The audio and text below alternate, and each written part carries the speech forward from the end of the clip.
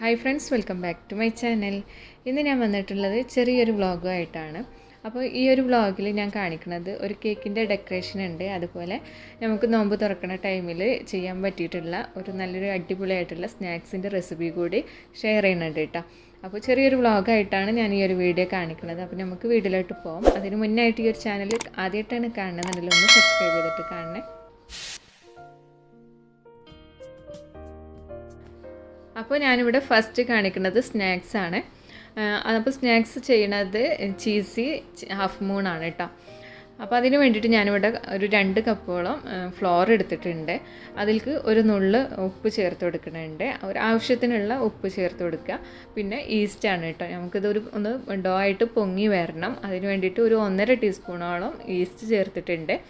പിന്നെ അതിലേക്ക് ഒരു 1.5 ടീസ്പൂണോളം തന്നെ ഷുഗർ ചേർത്ത് കൊടുക്കുന്നുണ്ട്. പിന്നെ ഒരു എഗ്ഗും ചേർക്കുന്നുണ്ട് കേട്ടോ. അപ്പോൾ ഞാൻ ഈ ഒരു ഈസ്റ്റ് ഡയറക്റ്റായിട്ട് ഫ്ലോറിലേക്ക് ചേർത്ത് കൊടുത്തത് ഇൻസ്റ്റൻറ്റ് ഈസ്റ്റ് ആയതുകൊണ്ടാണ്. അപ്പോൾ വലിയ ഈസ്റ്റ് എൻ്റെ ആ ഒരു തരിയായിട്ടുള്ളതാണെന്നുണ്ടെങ്കിൽ നിങ്ങളൊന്ന് ചുടുവെള്ളത്തിലോ അല്ലെങ്കിൽ പാലിലോ ഒഴിച്ചിട്ട് ഒന്ന് അലിയിച്ചെടുത്തതിന് ശേഷം വേണം ചേർത്ത് കൊടുക്കാൻ കേട്ടോ. അപ്പോൾ ഞാൻ കുറച്ച് ചൂടുള്ള വെള്ളം കൂടി ചേർത്തിട്ട് ഇതിനെ നന്നായിട്ടൊന്ന് കുഴച്ചെടുക്കുന്നുണ്ട്. നമുക്ക് ഡോണറ്റിൻ്റെ ഒക്കെ ഡോ ചെയ്തെടുക്കണ പോലെ നന്നായിട്ട് കുഴച്ചിട്ട് പൊങ്ങി വരാൻ വേണ്ടിയിട്ടൊന്ന് മാറ്റി വെക്കാം. അപ്പോൾ ഇതൊരു 3 മണിക്കൂറൊക്കെ നമുക്കൊന്ന് ടൈം കൊടുക്കട്ടെ റെസ്റ്റ് ചെയ്യാൻ വേണ്ടിയിട്ട്. ഒന്നെങ്കിൽ നമ്മളിത് കവർ ചെയ്തിട്ട് വെക്കുക, അല്ലാന്നുണ്ടെങ്കിൽ എയർ ടൈറ്റ് ആയിട്ടുള്ള പാത്രത്തിൽ വെക്കുക. പിന്നെ വേറൊരു പാത്രത്തിൽ നമുക്ക് കുറച്ച് ചിക്കൻ എടുക്കണം. ഈ ഒരു ചിക്കന് ചെറുതായി കട്ട് ചെയ്തിട്ടുള്ള ചിക്കനാണ് കേട്ടോ. പിന്നെ അതിലേക്ക് കുറച്ച് ഇഞ്ചി വെളുത്തുള്ളി പേസ്റ്റ് ഇട്ടിട്ടുണ്ട്. പിന്നെ അതുപോലെ കുറച്ച് ഉപ്പും ചേർത്ത് കൊടുത്തിട്ടുണ്ട് കേട്ടോ. ആവശ്യത്തിന് ഉപ്പ് ചേർത്ത് കൊടുക്കുക. പിന്നെ പെപ്പറിൻ്റെ പൗഡറാണ് ചേർത്ത് കൊടുക്കുന്നത്. അത് ഒരുപാട് നൈസായിട്ടുള്ള പൊടിയല്ല, കുറച്ചൊരു തരിയായിട്ടുള്ള പൊടിയാണ് ചേർത്തിട്ടുള്ളത് കേട്ടോ. പിന്നെ കുറച്ച് ലെമൺ ജ്യൂസും കൂടി ചേർത്തിട്ടുണ്ട്. അത് ഞാൻ വീഡിയോയിൽ കാണിക്കാൻ മറന്നു പോയതാണ് കേട്ടോ. എന്നിട്ട് ഇതിനെ നന്നായിട്ടൊന്ന് മിക്സ് ചെയ്തതിൻ്റെ ശേഷം നമ്മൾ ഒരു അരമണിക്കൂർ റെസ്റ്റ് ചെയ്യാൻ വേണ്ടിയിട്ട് വെക്കണം. അപ്പോൾ ഒരു അരമണിക്കൂർ കഴിഞ്ഞതിൻ്റെ ശേഷമാണ് ഞാനിതിനെ ഫ്രൈ ചെയ്യണം കേട്ടോ. അപ്പോൾ ഞാനിത് ഫ്രിഡ്ജിലായിരുന്നു വെച്ചിട്ടുണ്ടായിരുന്നത് ഈ ഒരു അരമണിക്കൂർ ടൈം കേട്ടോ. അത് ഞാൻ പറയാൻ വിട്ടുപോയതാണ്. എന്നിട്ട് ഇതിനെ നന്നായിട്ടൊന്ന് ഫ്രൈ ചെയ്തെടുക്കുക. അപ്പോൾ ഇതിനെ ലോ ഫ്ലെയിമിലിട്ടിട്ട് വേണം ഫ്രൈ ചെയ്തെടുക്കാൻ വേണ്ടിയിട്ട്.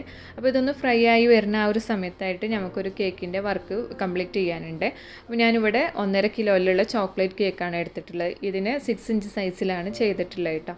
അപ്പോൾ ഞാൻ ഈ ഒരു കേക്കിൻ്റെ വർക്ക് രാവിലെ ക്രം കോട്ടിങ് ചെയ്ത് വെച്ചിട്ടുള്ളതായിരുന്നു.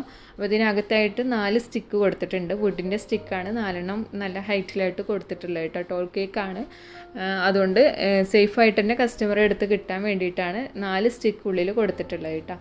അപ്പോൾ ഇതിനെ നോർമൽ കളറൊന്നും മിക്സ് ചെയ്യാത്ത വൈറ്റ് ക്രീം വെച്ചിട്ട് തന്നെ ഒന്ന് ഫൈനൽ കോട്ടിങ് ചെയ്തെടുത്തിട്ടുണ്ട്. ഷാർപ്പ് എഡ്ജാക്കി വെച്ചിട്ടുണ്ട് കേട്ടോ. അപ്പോൾ വലിയ സ്ക്രാപ്പർ വെച്ചിട്ടാണ് ഇതിനെ ഫിനിഷിങ് ചെയ്തെടുത്തിട്ടുള്ളത്. ടോൾ കേക്ക് ചെയ്യണ സമയത്ത് നമ്മളിപ്പോൾ ചെറിയ സ്ക്രാപ്പർ വെച്ചിട്ട് ചെയ്യുമ്പോൾ ആ ഒരു നീറ്റ്നെസ് കിട്ടില്ല. അപ്പം വലിയ സ്ക്രാപ്പർ വെച്ചിട്ട് ചെയ്യാം കേട്ടോ.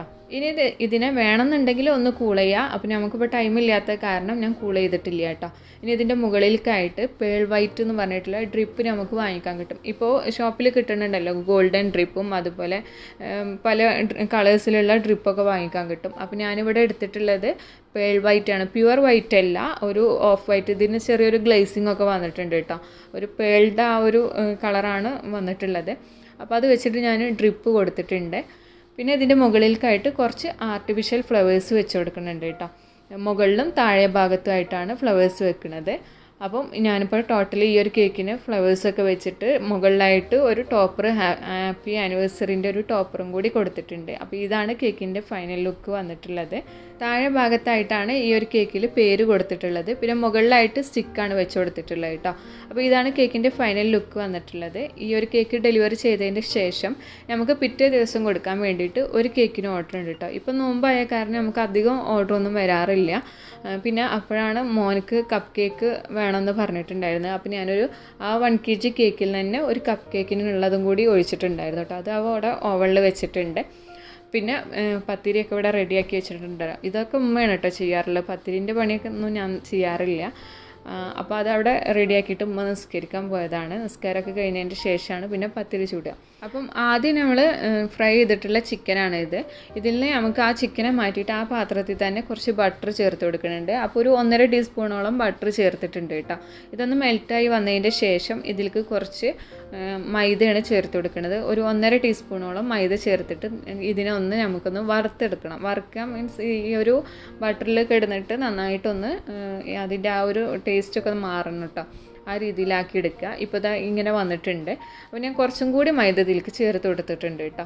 എന്നിട്ട് ഇതിലേക്ക് മിൽക്കാണ് ചേർത്ത് കൊടുക്കുന്നത്. മിൽക്ക് നമുക്ക് ഈ ഒരു മൈദനെ ഒരു പേസ്റ്റ് രൂപത്തിലാക്കി എടുക്കണം. അത് ആ ഒരു രീതിയിൽ നമുക്ക് കിട്ടണം കേട്ടോ. അപ്പോൾ ഒരു അത്യാവശ്യം കുറേശ്ശെ ആയിട്ട് ചേർത്തിട്ട് ഒരു പേസ്റ്റ് രൂപത്തിലാക്കി എടുക്കുക. അപ്പോൾ ഈ ഒരു സമയത്ത് എനിക്ക് ചെറിയൊരു മിസ്റ്റേക്ക് പറ്റിയിട്ടുണ്ടായിരുന്നു. നിങ്ങൾ കണ്ടിട്ടുണ്ടായിരിക്കും, ആദ്യം നമ്മൾ ആ ഒരു മിൽക്ക് ചേർത്ത സമയത്ത് കുറച്ച് കഴിഞ്ഞതിൻ്റെ ശേഷമാണ് മിക്സ് ചെയ്ത് കൊടുത്തത് കേട്ടോ. അത് ആ ടൈമിൽ കറക്റ്റ് മിൽക്ക് ചേർത്ത് ആ ടൈമിന് തന്നെ നമ്മൾ മിക്സ് ചെയ്യണം. അല്ലാന്നുണ്ടെങ്കിൽ ആ ഫ്ലോർ ഫുള്ള് കട്ട പിടിച്ച് പോകും, മൈദ കട്ട പിടിക്കും. അപ്പോൾ ആ കറക്റ്റ് ടൈമിന് തന്നെ മിക്സ് ചെയ്തിട്ട് പേസ്റ്റ് രൂപത്തിലാക്കുക. അപ്പോൾ ഞാൻ കുറച്ചും കൂടി മിൽക്കൊക്കെ ചേർത്തിട്ട് പേസ്റ്റ് രൂപത്തിലാക്കിയിട്ടുണ്ട്. ഇനി ഇതിലേക്ക് ചേർത്തിട്ടുള്ളത് മൊസറല്ല ചീസാണ് കേട്ടോ. അപ്പോൾ നമ്മളിപ്പോൾ 2 പീസാക്കിയിട്ടാണ് ചേർത്തിട്ടുള്ളത്. മൊസറല്ല ഇല്ലയെന്നുണ്ടെങ്കിൽ നോർമൽ ചീസ് ചേർത്ത് കൊടുത്താലും മതി കേട്ടോ. മൊസറല്ലയാണ് ഒന്നും കൂടി ടേസ്റ്റി ആയിട്ടുള്ളത് കേട്ടോ. പിന്നെ ഇതിലേക്ക് കുറച്ച് ഉപ്പും അതുപോലെ പെപ്പറും കൂടി ചേർത്ത് കൊടുത്തിട്ടുണ്ട്. എന്നിട്ട് ഇതിനെ നന്നായിട്ടൊന്ന് മിക്സ് ചെയ്യുക. മിക്സ് ചെയ്യുന്ന സമയത്ത് നമുക്കറിയാം മൊസറല്ല ഇങ്ങനെ അലിഞ്ഞ് വന്നിട്ടുണ്ടായിരിക്കും. ആ വലിഞ്ഞ് വരുന്ന കൂട്ടെ നമ്മൾ മിക്സ് ചെയ്യുന്ന സമയത്ത്. പിന്നെ നമ്മൾ ഫ്രൈ ചെയ്ത് വെച്ചിട്ടുണ്ടായിരുന്ന ആ ഒരു ചിക്കനും കൂടി ചേർത്തിട്ട് നന്നായിട്ട് മിക്സ് ചെയ്യുക. ഈ ഒരു ചീസ് എല്ലാം കൂടി ആ ഒരു ചിക്കനിൽ വരുന്ന രീതിയിൽ മിക്സ് ചെയ്ത് കൊടുക്കുക. അപ്പോൾ നമ്മൾ തിക്കായിട്ടാണെന്നുണ്ടെങ്കിൽ കുറച്ചും കൂടി മിൽക്ക് ചേർത്തിട്ട് അതിനെ ഒന്ന് ലൂസാക്കി എടുക്കുക. കൂടുതൽ തിക്കായിട്ട് വരികയെന്നുണ്ടെങ്കിൽ അത് ചൂടാറി കഴിഞ്ഞ് കഴിഞ്ഞാൽ കുറച്ച് ഹാർഡായി വരും. അന്നേരം നമ്മൾ ഈ ചെയ്യുന്ന സമയത്ത് തന്നെ കുറച്ച് ലൂസാണെന്നുണ്ടെങ്കിൽ ചൂടാറിയാലും കുറച്ചൊരു ക്രീമി രൂപത്തിലായിരിക്കും ഇരിക്കുക കേട്ടോ. ഇതിലേക്ക് കുറച്ച് മല്ലിയിലയും കൂടി ചേർത്ത് കൊടുത്തിട്ടുണ്ട്. പിന്നെ നമ്മൾ നേരത്തെ പൊങ്ങാൻ വേണ്ടി വെച്ചിട്ടുണ്ടായിരുന്ന ഡോ അത്യാവശ്യം പൊങ്ങി വന്നതിൻ്റെ ശേഷം ഞാൻ അതിൽ നിന്നും ചെറിയ ബോൾസ് ആക്കിയിട്ട് പ്രസ് വെച്ചിട്ട് നമുക്കൊന്ന് പരത്തിയെടുക്കാം കേട്ടോ. അപ്പോൾ ഞാനിതവിടെ പരത്തിയെടുത്തിട്ടുണ്ട്. ഇനി ഇതിൻ്റെ ഉള്ളിലേക്കായിട്ട് നേരത്തെ ചെയ്ത് വെച്ചിട്ടുള്ള ഫില്ലിങ്സ് കൊടുക്കുക. എന്നിട്ട് ഇതിനൊന്നിങ്ങനെ മടക്കി കൊടുക്കുക. ഇപ്പം നമ്മൾ ചെയ്യുന്ന സമയത്ത് ഒരു മൂണ്ട ഷേപ്പിലാക്കി എടുക്കണം കേട്ടോ. ഞാനത് ഇവിടെ ചെയ്തിട്ടില്ല, നമുക്ക് ടൈമില്ലാത്ത കാരണം പെട്ടെന്ന് ചെയ്തതായിരുന്നു കേട്ടോ. അപ്പം മൂണ്ട ഷേപ്പിലാക്കിയാൽ ഒന്നും കൂടി ഭംഗിയായിരിക്കും കാണാൻ. നമ്മളിപ്പോൾ ഈ ഒരു എന്താ പറയുക, സ്നാക്സിന് പറയുക ഹാഫ് മൂൺ എന്നാണ്, ചിക്കൻ ഹാഫ് മൂൺ എന്നാണ് പറയുക. അപ്പോൾ ഒരു മൂണിൻ്റെ ആ ഒരു രീതിയിലാക്കി എടുക്കുക കേട്ടോ. പിന്നെ ഇത് കഴിയണതും ചെറിയ മൂണാക്കി എടുക്കുക. കാരണം ഇതൊന്ന് നമ്മൾ ഫ്രൈ ചെയ്യുന്ന സമയത്ത് ഒന്നും കൂടി വലിയതായിട്ട് വരും, പൊങ്ങി വരും. ഡോണട്ടൊക്കെ ചെയ്യണ കണ്ടിട്ടില്ല, അതേപോലെ ഒന്നും കൂടി ഇങ്ങനെ പൊങ്ങി വരുമ്പോൾ അതിൻ്റെ ഷേപ്പ് ആകെ മാറിപ്പോകും കേട്ടോ. ഒന്നും കൂടി ചെറുതാക്കി ചെയ്യണതായിരിക്കും നല്ലത്. അപ്പോൾ എല്ലാത്തിലും ഫില്ല് ചെയ്ത് കഴിഞ്ഞതിൻ്റെ ശേഷം ഒരു എഗ്ഗിലേക്ക് കുറച്ച് മിൽക്ക് ചേർത്തിട്ട് ഒന്ന് ലൂസാക്കി എടുക്കുക. അതിൽ ഒന്ന് ഡിപ്പ് ചെയ്തതിൻ്റെ ശേഷം ബ്രെഡ് ക്രംസിലും കൂടി ഒന്ന് ഡിപ്പ് ചെയ്യുക കേട്ടോ. എന്നിട്ട് ഒന്ന് കവർ ചെയ്തെടുക്കുക.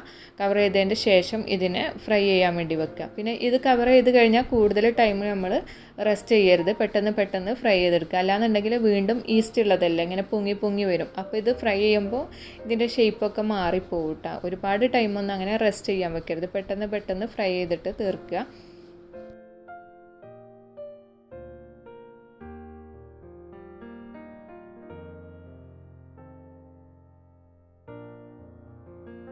ഇനി ഇതിന് ഓരോന്നിനായിട്ട് ഫ്രൈ ചെയ്തെടുക്കുകയാണ്. അപ്പോൾ ഓയിൽ നന്നായിട്ട് ചൂട് ആയതിൻ്റെ ശേഷം വേണം കേട്ടോ ഫ്രൈ ചെയ്തെടുക്കാൻ. അപ്പോൾ ഞാനിവിടെ ഓരോന്നായിട്ട് ഫ്രൈ ചെയ്തെടുക്കുകയാണ്.